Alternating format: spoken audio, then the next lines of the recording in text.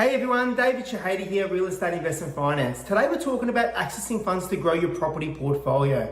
As an investor, it's extremely important you structure your finances correctly when growing your property portfolio so you can build the portfolio you need to live life on your own terms.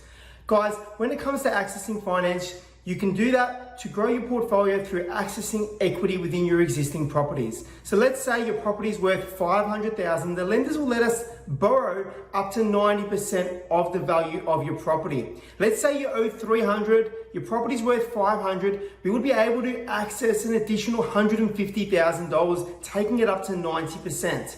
Guys, that money can then be used to fund your deposit and purchase costs to go and purchase another property, therefore eliminating you needing to actually utilize your own savings and allowing us to maximize what the bank's willing to lend us to be able to continue to grow our property portfolio in line with our goals.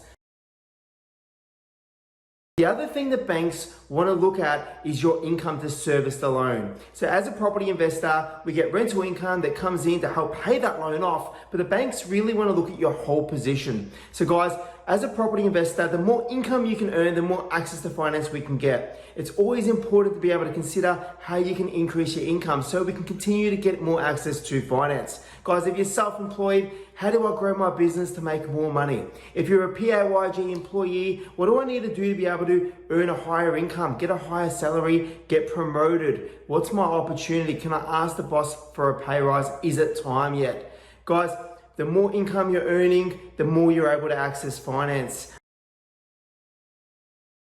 Reducing your commitments. Guys, the banks look at your whole position when it comes to how much finance they're willing to give you. If you've got credit cards right now that aren't being used, the banks will always take into account worst case scenario, and that is that your credit cards are maxed out. So one strategy is we can close your credit cards to be able to show the banks there that they're not being utilized. Guys, another strategy is really looking at your existing commitments and going, how can I reduce these? How can I reduce my living costs? How can I reduce my outgoings in terms of my bad debt? And that looks like personal loans, car loans, or credit card debt. Guys, paying this down can really help reduce your commitment and therefore increase your borrowing capacity.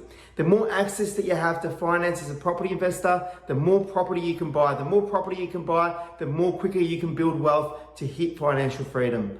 Thanks guys, we'll see everyone online soon. Cheers.